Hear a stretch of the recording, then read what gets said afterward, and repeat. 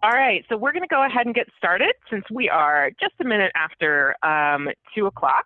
So hi, everybody, and welcome to today's Supporting Individual Artists Coffee Chat, where we're going to be looking at supporting artists with disabilities.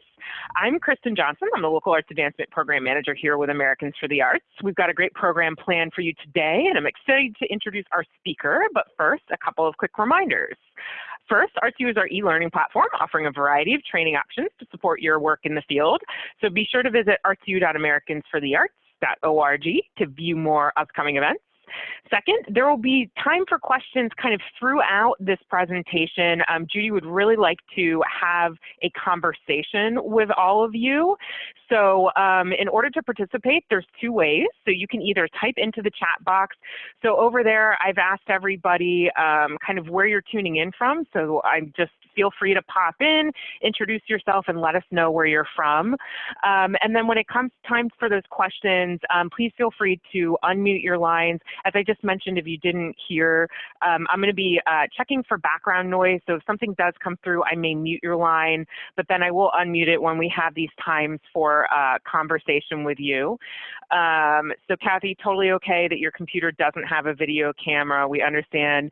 Thank you, Valerie, for turning yours on. Hello.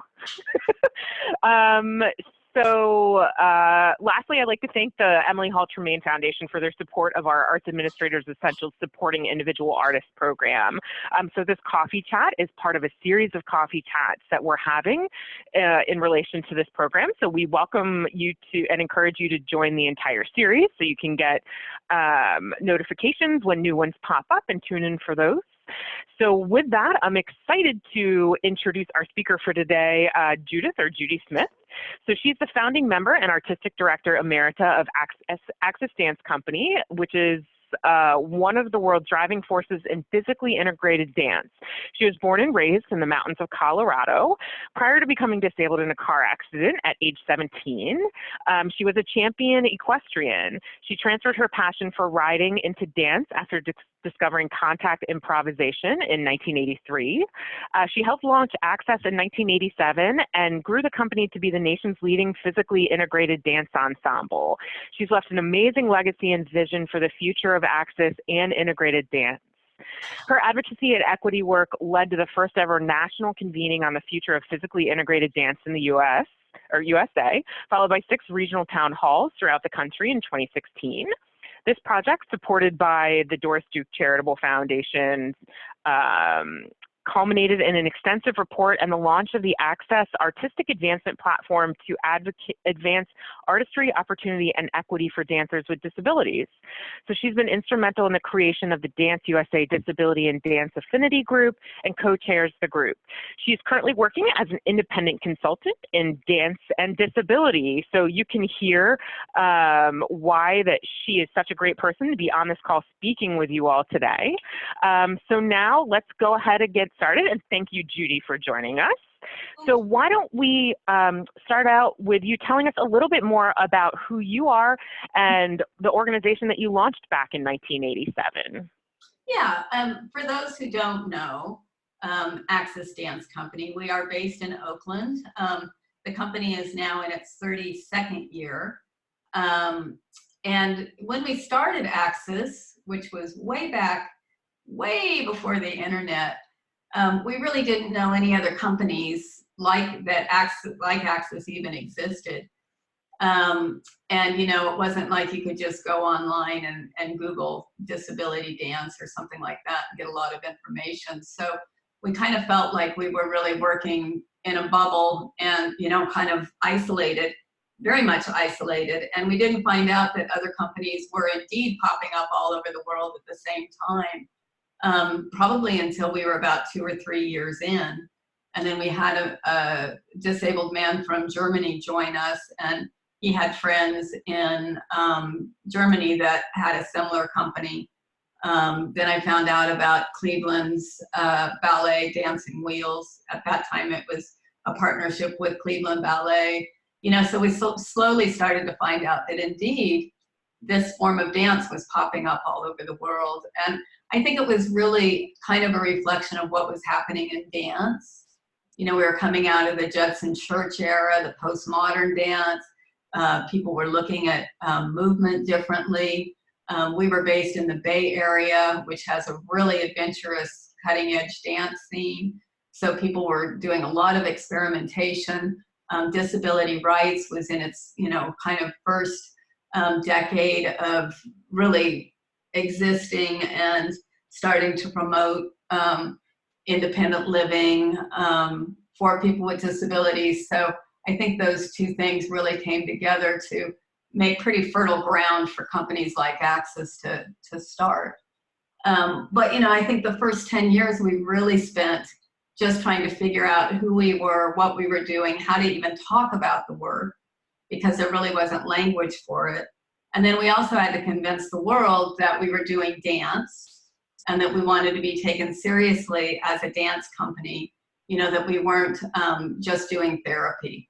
So that first 10 years was like and actually all 30 years were kind of a steep uphill climb. But, I think what happened for Access, because of where we're based, we're in the Bay Area, which is really the home of the independent living and civil rights movement for people with disabilities, and the dance scene.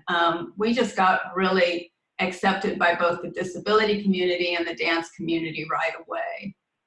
And we started as a performing group, but what we realized very shortly after we started performing was that there was a kind of a political implication, a social political implication to the work we were doing, because you did not see people with disabilities on stage, and you did not see people with and without disabilities collaborating as equals.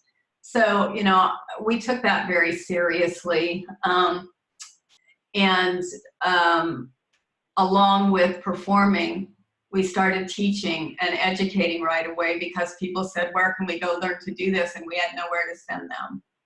So the other thing that we had to do was a lot of advocacy around accessibility and just basic disability awareness stuff. So, Access ended up with really three pillars of activity, and that was first and foremost the artistic work, second, our outreach and our education work, and then thirdly, the advocacy work that we've taken on since the very beginning, both for ourselves, for disabled artists, and for integrated dance in the dance world. So, it was a huge amount of work growing the company, but, it's been a really, really wonderful career for me. And, it did give me, I tend to be somebody who's slightly driven. So it gave me a place to really put my energy that I had put into horses before that. So I just, I want to thank AFTA for doing this, and thank Kristen, and then thank all of you for coming to chat. And, I do really want this to be a discussion, and I'm kind of looking at three different areas. How can your organization ready itself to be more inclusive of people with deafness and disabilities? What resources are out there? How you can best support disabled artists? And the third thing are, so that's it. So organizational readiness, how you can support disabled artists, and resources. But what I want to say right away is that, the Americans with Disabilities Act has been around for almost 30 years, and disabled people are still left out of almost every discussion about equity, diversity, equity, and inclusion. So, my personal feeling is, if you're an organization that's really looking at DEI and you're not including people with disabilities, you're not fully embracing DEI principles, because people with disabilities are at least 20% of the population. And, in this day where we're still, and have been for decades, grappling with dwindling audiences, the disabled community is a completely untapped resource. And there's a quote that I really love, and it was said by Kanzaburo Oe, who is a Japanese poet and Nobel Prize winner. one does not know a culture until one knows the perspective of its disabled citizens. And the other thing I want to say is that, we talk a lot about innovation, but, people with disabilities, we were in Siberia on tour and running into all sorts of interesting calamities, as you can imagine. And Bonnie Lukowitz, who's another founding member of the company, coined the phrase, disability is actually the mother of invention. And I think it's really true, because disabled people are we're incredibly innovative, and we're really resilient. And so if you're able to bring, knowledge base from disabled people into your organization, it's just going to enrich everybody there. Deaf and disability inclusion really needs to start at the top. So with your board and your executive staff, it includes the entire staff, all of your volunteers, and without buy-in from the entire organization, your efforts are going to fall flat. So I'm a little bit curious, since there's just a small number of us, can we unmute people for a minute, Kristen? And I just would love to hear what you all are already doing around disability inclusion in your organizations. Just like a quick 1 or 2 sentences or bullet points. Yeah, and if you're maybe in a really noisy spot, so you're not able to really easily unmute your line, feel free to type it into the chat box as well. Hi, this is Jason from Utah. Can you hear me? Yes. We can hear you. So I've just started a partnership with an organization here called Art Access. So I represent the state arts agency, and we are going into a partnership with our Art Access program here. It's a 3-year plan. We're going to be meeting with a bunch of cultural organizations. So this is more organizational focused than individual, but I think we're also going to be trying to incorporate individual as much as we can in this. But it's a 3-year plan to do training with cultural organizations in the whole, and I don't want to misspeak, our Art Access people, we're putting together like a criteria right now of what the training is going to be. And then we're going to be doing follow-up meetings in their facilities. So it's getting a bunch of cultural organizations together to do the training and then focusing on their facilities specifically. But what I'm interested in is how do we also then engage individuals with disabilities in this? And I'm going to mute myself. And I can give you some ideas for that. This is Kathy from Seattle, Washington. Can you hear me? Our office has been, over the last few years, we have 2 different, well, actually, I should say 3 different initiatives that we've been working on. One is specifically a program that's called Artists Up that we've been doing for a number of years, where we actually met very intentionally with and centered with each community to really get input from the artists that actually are part of that culture community. So we started with the Latinx community, and then we built on that with the African American and Black community. And then the last cohort we had was individual artists with disabilities, to really learn from them, how do we as funders change what we're doing to become more accessible and to really center the work that we have on individual artists. And from that, there's been a number of, in our partnership with a county agency, have been doing specific funding programs that center the work of artists with disabilities. Separately, with our organizations, we've been doing trainings where, rather than us coming up with the trainings, we actually invested in people with disabilities who have expertise in their own experience, and we've been paying them and partnering with them to actually develop panel sessions and workshops to really share their experiences and what arts and cultural organizations need to do in order to become more accessible at every level, including hiring people with disabilities to work in their organizations as both artists and administrators. And we've been doing a lot of different work based on what the community themselves have specifically identified. So we've been doing a lot of listening sessions over the last 3 years, and then basically partnering with the different disability communities to basically develop different platforms to create greater access. Great. Anyone else? I'll go ahead and, yes, let's do one more call. Sorry, I was going to read the comments that we have in the chat box for you, but yeah, let's do another call for people on the phone.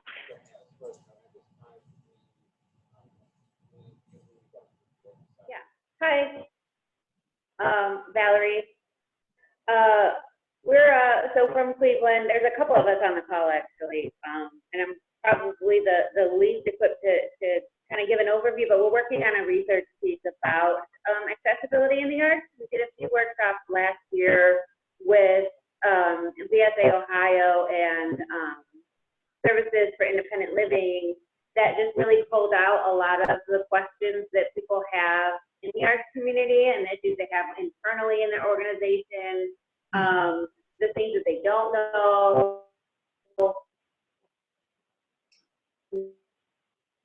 knowledge that they get and give out, and just the disparity of certain organizations having more or less capacity to address certain things. So we're just doing a piece right now to really understand not only to sort of encourage arts organizations, arts and cultural organizations to really keep this top of mind, but also understand what people with disabilities face when they're trying to attend an arts event, or an artist who maybe doesn't have a disability but they're creating an installation where they should be more cognizant of people with disabilities experiencing the work. So those types of things we're kind of exploring in the research that we're doing. So yeah. Great. Kristen, do you want to read some of those? Yeah, so the first comment that we had says that in San Mateo County, our Arts Commission partners with our Commission on Disabilities every October for over 10 years to present an Artists with Disabilities arts showcase in our county arts galleries. Our biggest challenge beyond locating artists through local disabilities agencies is finding artists with disabilities that are not connected to the local arts agencies. And then the other comment that's there from Allie in Pittsburgh is she says she currently works with an education network called Remake Learning in Pittsburgh. So students and youth with disabilities are an equal pillar of theirs as a group. As their rural coordinator, I've been doing outreach to community organizations and programs that serve individuals with disabilities in our region in order to showcase and empower their education and youth network. So this can also include the arts. Okay, great. So there's some really, really good work going on, and some of what you all are doing are actually things that are on my kind of checklist of how your organization can be ready and be more inclusive and how it can support inclusivity. And one of the first things I heard was partnering with a disability organization. That's the best way to get information, is go to the source. And there's a saying in the disability community, nothing about us without us. So if you're not involving disabled people in disability equity work, you're gonna miss the point. Engaging deaf and disabled people as advisors, that's key. Another great thing that organizations can do is to conduct an access and inclusion assessment. And there are some really good resources for that, which one of them is Light for the World Disability Inclusion Report Card. And I'm gonna have all of these sent to Kristen. So, you know, don't feel too uptight about trying to catch everything I'm talking about, because we'll give you a list. And also the British Council Disability Arts International.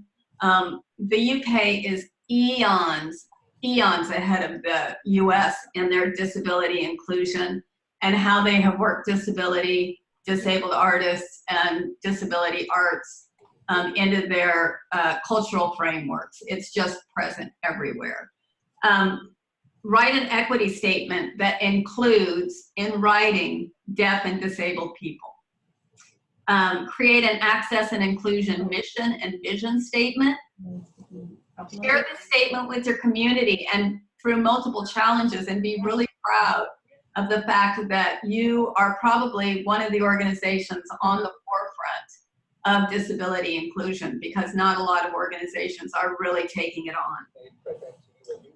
Conduct initial board, staff, and volunteer trainings that are implemented and designed and presented by people with disabilities, and then make this a regular part of your training in the same way that you would do undoing racism or LGBTQ awareness work. Designate a staff member or even create an access and inclusion position to bolster your efforts. And a lot of times, if you have a community engagement person or an education director, that's a wonderful place to put your access and inclusion work for people with disabilities. Make a budget line item for accessibility accommodation, because it is going to be necessary to do things like provide ASL interpretation, you know, or closed captioning, or possibly to do some modifications to your venue or your place of business. Recruit people with disabilities to be on your board. Deaf and disabled people on boards of directors is a really, really wonderful way to go. Collect your own demographics on people with disabilities. I've been on so many review panels. I call it arch jury duty now that I have the bandwidth to do it. And what I'm realizing is that most organizations aren't even collecting any kind of demographic information on their disability constituents. And if you are, you know, a city, county, or state funder, you know, demand that the organizations that you fund are accessible and are doing things to improve their access and inclusion, and that they're collecting demographics, because that's you know, we know this from, you know, all the demographics that we do, is that, you know, if you're not counted, you're not on the radar. And so those are just a list of really quick things. And, you know, some of these things are already happening. So, you know, that's really, really great. But again, you know, if you're really serious, make sure that you're doing this because you want to, and that you're genuinely committed and invested in disability DEI. Because if you're doing it just so that you can check a box off, your efforts are not, they're not going to be successful. And, you know, those of us with disabilities are going to know that. It's going to be very obvious. So some good resources for general accessibility information: the NEA is designed for accessibility, a cultural administrator's handbook, which you can get off the National Endowment for the Arts website. Again, Light for the World Disability Inclusion Scorecard, and the British Council's Disability Arts International is just a wealth of information. Also, as an employer, if you're interested in employing people with disabilities, Job Accommodation Network is a good resource, and Employer Assistance and Resource Network on Disability Inclusion. And we'll have these links for you, but they give you all kinds of information about accommodation and resources. So there are some really great ways that you can support disabled artists. And the #1 way that you can support disabled artists is to be a really great organization that is providing incredible access. And 3 Arts in Chicago is a model of this. They have a fellowship program. They give out fellowships every year. For the past 4, 5, 6 years, they always make sure they have a disabled artist as a fellow. All of their events are ASL interpreted. They make sure that they're all wheelchair accessible. They make sure that everything from their website to all of their e-news, etc., are audio described for people who are blind and low vision. So 3 Arts is also a wonderful resource, and Esther Grimm is really, really committed to disability equity. So that's the first way that you can just make sure your organization is doing, you know, really, really superb work around access and inclusion. You can provide space. You know, if you're an organization that has studio space, either, you know, performing arts space or visual arts space, mentorships are a wonderful way. One of the things that I've been working on, especially for the past 4 years, both with Access and now post-Access, is increasing opportunities for disabled artists to get training, because there are not very many at all. As a dancer, there is not one program in the United States that you can go to and know that you're going to be accepted as a disabled dancer. So, you know, working on how to improve access at all entry points of the arts, from, you know, pre-K through our schools, through after-school programs, through community, all the way up into professional and, you know, post and secondary education, so colleges, etc. So internships are really, really a wonderful way to bring a disabled person into your organization. Apprenticeships, fellowships, residencies. So providing a residency, like a longer commitment to an artist with a disability or a disability organization, and really partnering with different disability organizations is really going to be so key to, one, finding those disabled people that are going to, you know, fit your program and that you will fit their needs. Make sure that you're presenting deaf and disabled artists and ensembles as part of your regular programming. And if you're presenting programming that has outreach and education components, make sure that some of those are available for and open to people with disabilities.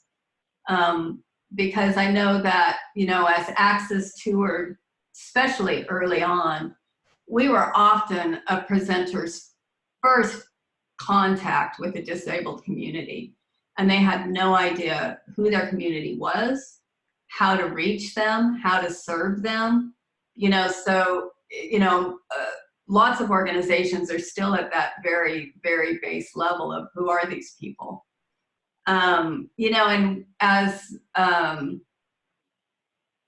we get more familiar with our disability community, you know, there's also a comfort level, because everybody has issues around, you know, people who are different. How do I talk to them? What do I call them, etc. And this is where the training, you know, getting disabled people to come in and do trainings is really, really going to help you with your own comfort level around disability and disability inclusion. And again, you know, make sure that you're featuring your efforts for access and inclusion in all of your media stuff.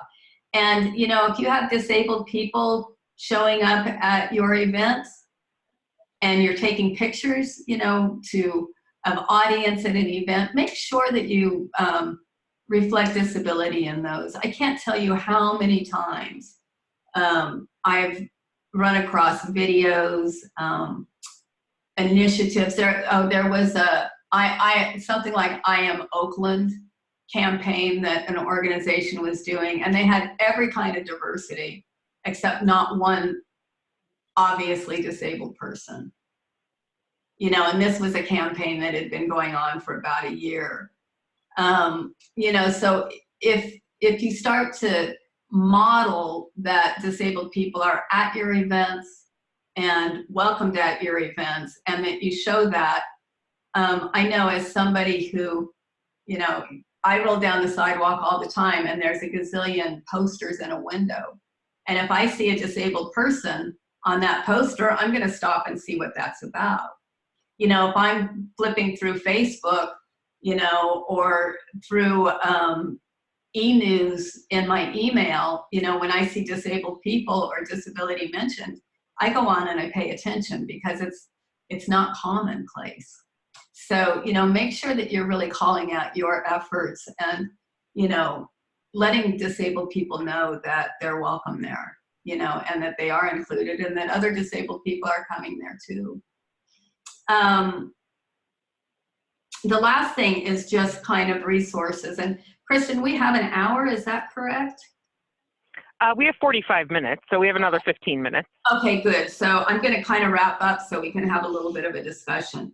But I'm just going to give you some resources that are out there to support disabled artists. And this is going to be, you know, good information for you to have if you're, you know, trying to start some kind of an internship or an apprenticeship or a mentoring program or, you know, improve access to an event.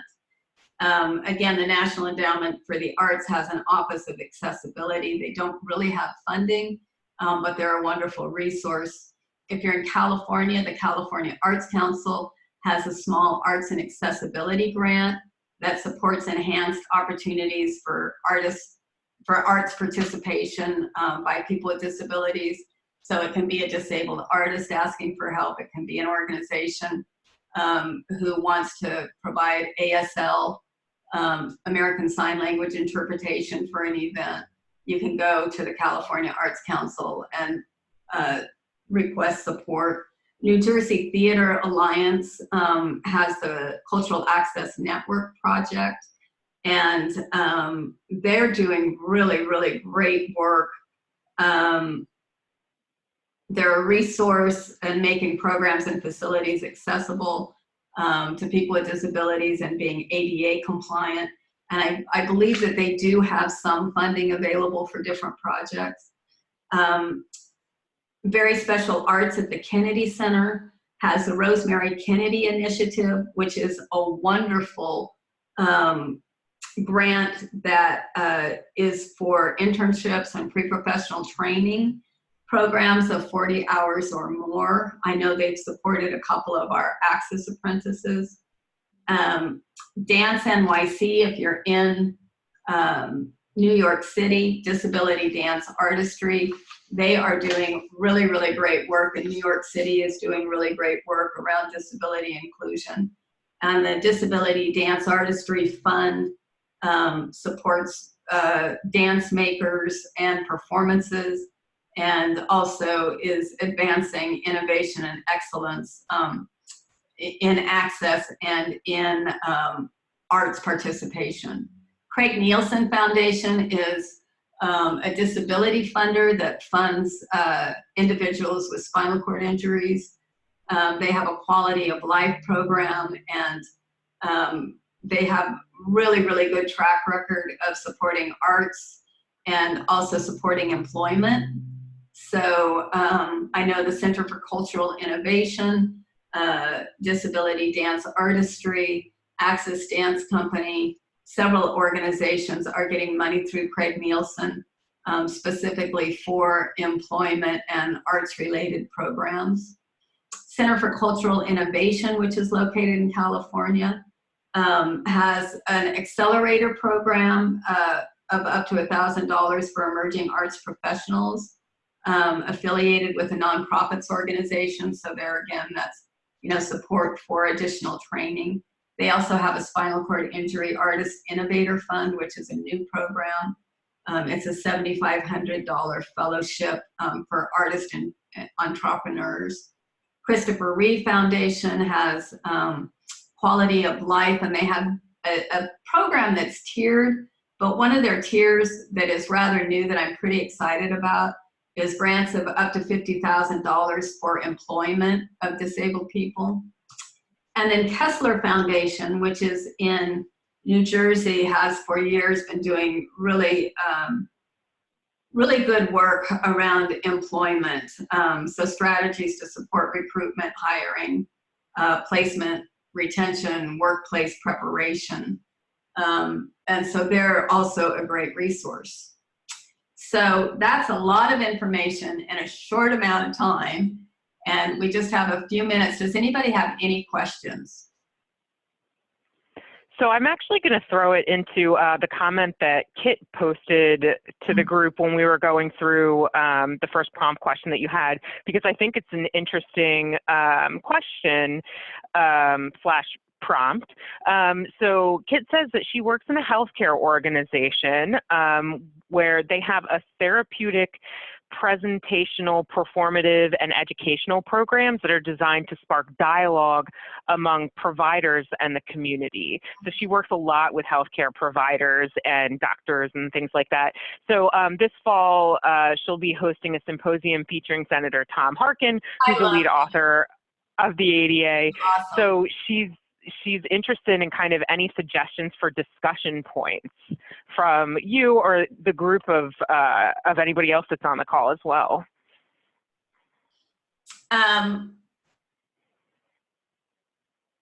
So from a healthcare perspective, I do know that, you know, a lot of organizations are using the arts, of course, in healthcare settings. Access has always done trainings in hospitals and, you know, with occupational therapists, physical therapists, rehab professionals. I would think that having a panel that's really, you know, composed of disabled artists or people doing arts programming that's geared towards people with disabilities would be really exciting.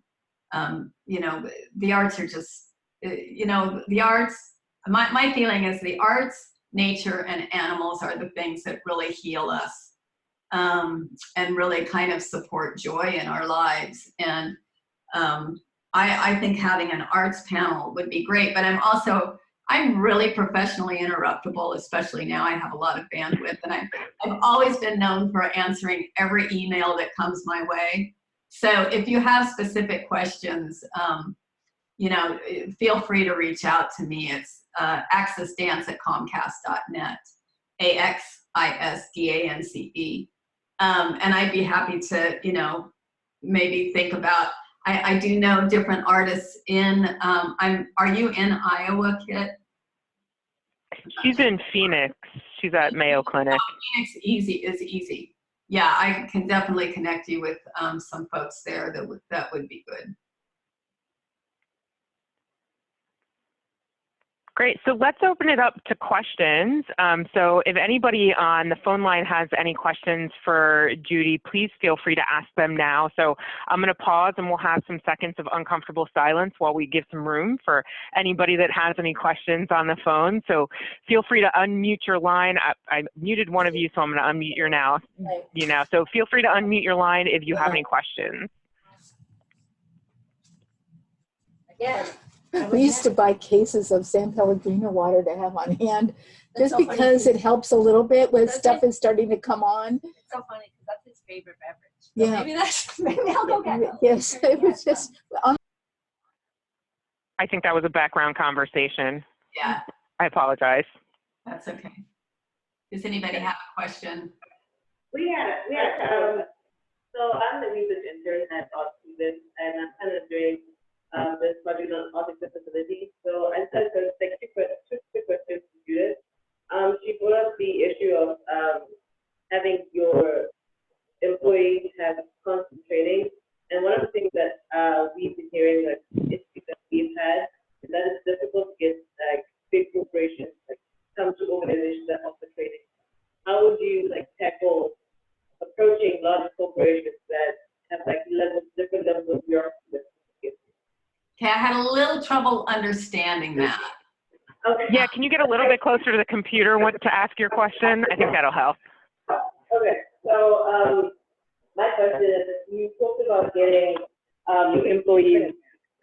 your employees training regularly, and one of the things that I've been hearing with the interviews that I've had is that it's difficult to get large corporations into the doors of the organizations that offer training.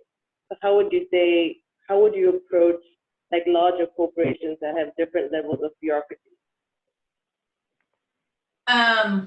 Boy, it's a little bit hard to be specific unless I knew the organization, but you know, most large corporations now have like a diversity group. You know, there are different affinity groups within organizations. So a lot of times there's an LGBTQ organization, or, you know, a multicultural and diversity office.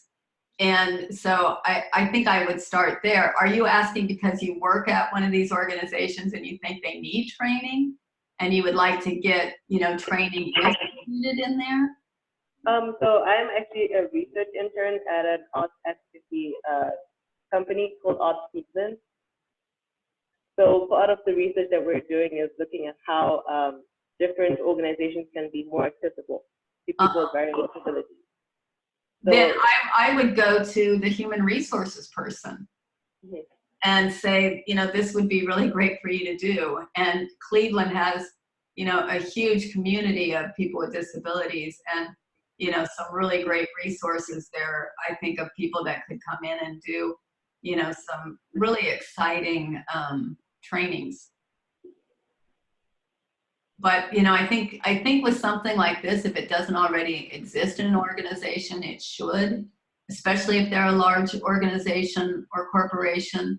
And, you know, starting with the HR department, or, you know, the community liaisons, community outreach, that kind of thing. and then the last question. You mentioned having a statement in, like, the vision statement that specifically addresses people who are deaf or disabilities. So how would you encompass like the different disabilities without making it so vague that it becomes like forgotten?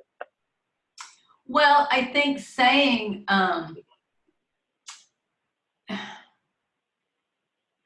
deafness, you know, if you say people with deafness, people with disabilities and deafness, you know, that is vague, but it's also really specific, because, you know, if you think about the spectrum of disability, it is huge and it is very, very diverse. And now we're really looking also at intersectionality, you know, race and disability, religion and disability, class and disability. And disability is probably the most non-discriminatory thing on the planet, because it crosses every line of everything everywhere. So where was I going with this? How to be inclusive without being overly vague, I think is what it is. Yeah, well, I think saying disability, you know, and saying deaf and disability is very clear. And, you know, we are looking, when you think about, you know, accessibility, safe to a performance, you know, there are a lot of different things that could be done. You could provide ASL interpretation. You could provide audio description. You could have a Sunday matinee that's geared towards neurodiverse people, you know, that has the lights are maybe up more, the sound is down lower, you know, that kind of thing. So, you know, there's so many different avenues that you could take, that I think the best way to be clear is to say deaf and disability. I just want to call out a couple of things in the chat box over there. So actually, before you mention the idea of intersectionality and addressing the idea of race and disability, actually, Kathy put a comment into the chat box over there. So I just want to call that out. And the other thing is, Tunde says that she's heard of disability described as the only minority group with open enrollment, which is a really interesting way to phrase that, I think. Yeah, I mean, I became disabled when I was 17, and I certainly didn't expect to. You know, that was not my plan A. And I was literally the only disabled person in Teller County that I knew. And this was a small county in Colorado. You know, so, and it's not like we get a lot of training about disability, you know, in school. It's not like we have programs on TV. I mean, you are really, really entering an unknown. And that's what's so great about having the internet now, you know, and being able to connect, is that there's just so much more access to resources and to people in different ways to be connected, even if you are, you know, the only person in a small county in the middle of nowhere. Yeah, so we are out time, but before I fully close it down, I do want to give one other opportunity for questions. So if you have any questions, feel free to come on the line and say your questions out loud. So go ahead and unmute yourself, or feel free to throw them into the chat box. So while, well, let me pause for a second and give people on the phone an opportunity to ask any questions if you have any.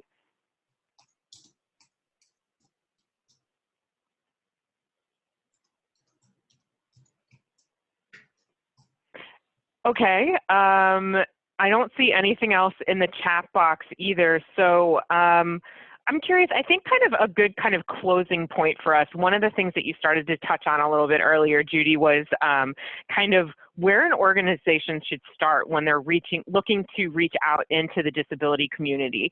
So I'm wondering if, as parting kind of closing words of wisdom, you might be able to give a little bit more info on really, I know a lot of our organizations that are on the line are already working within that, but say they're working with an organization that has not done this type of outreach yet. So where would be a good place for people to start? Well, you know, personally, I think it starts with the heart. You know, accessibility and inclusion is a human rights issue, you know, as much as it's a law. And you know, there's another really, really great quote. You have to ramp the human mind before the rest of the ramps can work. But that's where the ADA comes in. Because if people are not going to manage their own humanity, you know, then that's when there's a law there that says you have to be accessible. And, you know, I love the fact that the National Endowment for the Arts, you know, right away made a strong statement about accessibility. But I can list a lot of organizations I know that receive NEA funding that are up a flight of stairs because it's not enforced. You know, but that's what the ADA, Americans with Disabilities Act did, was it did give us recourse. So, but my personal feeling, again, is that you have to really genuinely want to do this, and not just because you have to. But I think if funders especially start demanding it of their fundees, the people that are getting money, you know, that's going to make a huge difference. The Ford Foundation took a huge stance. In September of 16, Darren Walker came out with kind of a mini manifesto about how he is a gay Black man, you know, launching a really ambitious equity platform for the Ford Foundation, just completely missed the boat on disability. And a lot of us called him out, and he went back, and now the Ford Foundation is one of the organizations that is really kind of leading the charge with funders. But, you know, it just really has to start with you and your organization modeling it and demanding that it be done. Great, thank you so much for that. So as Judy mentioned, all of the great resources that she talked about, we're going to actually create a resources tab on the event page when she registered, or where you registered. So because there is so much stuff that's going to be added there, I'm going to go ahead and send everybody an email that's registered when we get the recording posted, so you can go, so you know the recording is available, but also letting you know that those resources are there. So Judy also put her contact information over in the chat box. So she's accessdance@comcast.net, and I'll include that in the email that I send out to you guys as well. So if you have any questions, I can definitely say that she is great at responding to emails. So even if you have a question, no matter how big or how small it might be, please feel free to reach out to her. She's an amazing wealth of information. So just to close us out for today, thank you, Judy, and thank you for everybody that attended today's Supporting Individual Artist Coffee Chat, where we took a look at supporting artists with disabilities. So again, a reminder that this was recorded and will be available for replay. So we should have the recording posted as well as the resources in about 24 to 48 hours. So keep an eye out for that. But thank you everybody for tuning in and for being here. Yeah, and thank you all for the great work that you're doing, and especially for your interest and commitment. So thank you everybody. Have a great day. Enjoy.